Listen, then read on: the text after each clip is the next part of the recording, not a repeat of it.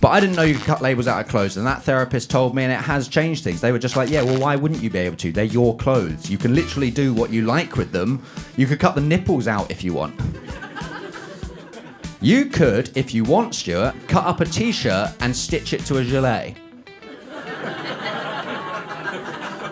Surely not.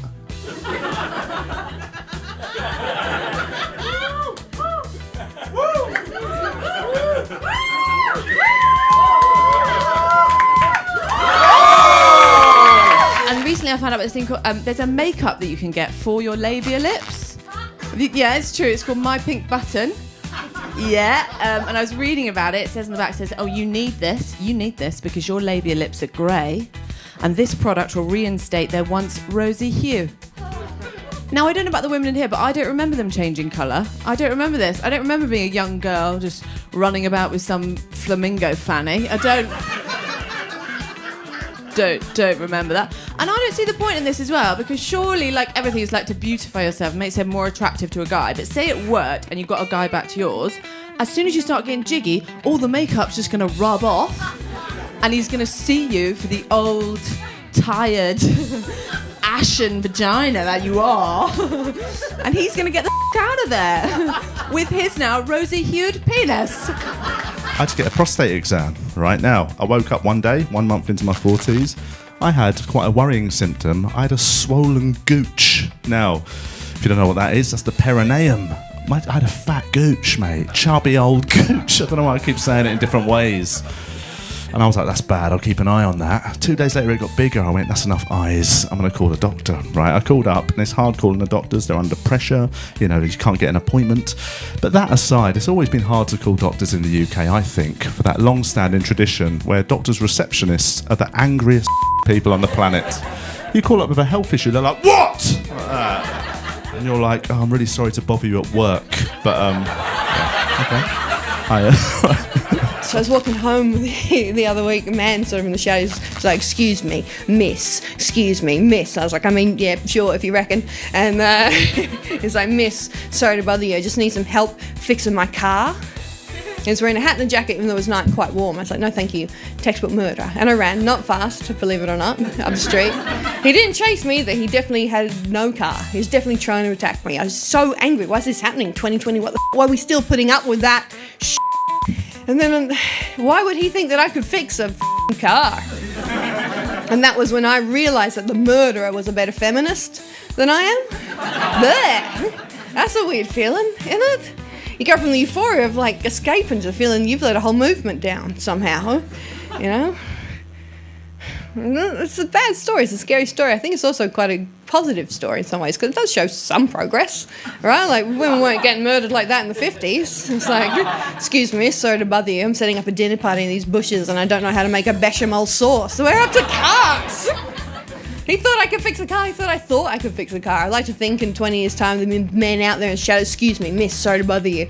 I'm setting up a company in this alley and I need a CEO. If you could just, I live downstairs in the living room. You're not supposed to live in the living room, are you? It's rhetorical, but I can't afford to not be rhetorical at this stage. My room is right next to the pavement, which is quite an exposed position, right? If I've got my curtains open, all I see all day is people walking past doing this. They love a little peek. Or if they're over 50, they use their teeth to help them see the over 50s. I got a new therapist. He's great. He takes my insurance and he's like super responsive. But the biggest tragedy, he's hot. I know we all have our own definitions of hot. I have several. He is one of them. And that he looks like Tony Danza, an American actor from the 80s that I never got over as a child. Only imagine a small Italian-American man, perfect hair. Only my therapist is 6'4", 2 meters. Thank you. Built. Tight butt. And he's contractually obligated to listen to all of my problems. Had a one-night stand once. Yeah, thank you. Thanks. He's here. I don't want to say the position because it was doggy, and well, I'm a dog owner. I think let's have some respect, you know. Anyway, so he was there. You know where he was.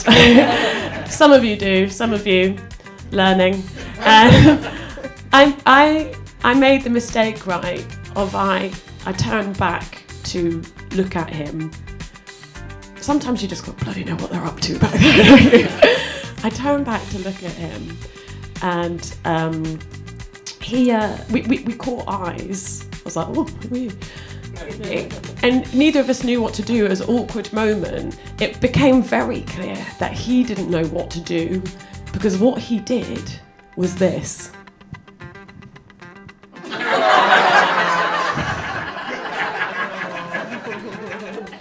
Absolutely love gossiping. It's one of my favourite things to do. This is why history was my favourite lesson in school, because it was full of gossip. For example, Henry VIII changed Christianity as we know it, but the reasons why? Ooh! Because you wanted to cheat on your wife. Ooh! Because he divorced two, he beheaded two. The one that she was in love with died during childbirth, and it was survived by one. He's the Ian B of history, and I love that, yeah.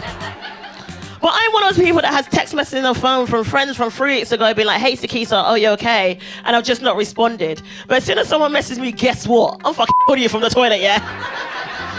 Yes, I'm doing a poo right now, but I want to hear the gossip, tell me, yes. But I like to give out facts, I don't like to give out lies, but I think it's weird because when women gossip, we get called bitchy, but when a man does it, it's called a podcast. If you don't know vocal fry, there's like a certain type of woman, normally from like Los Angeles, who talks like her voice is running out of batteries.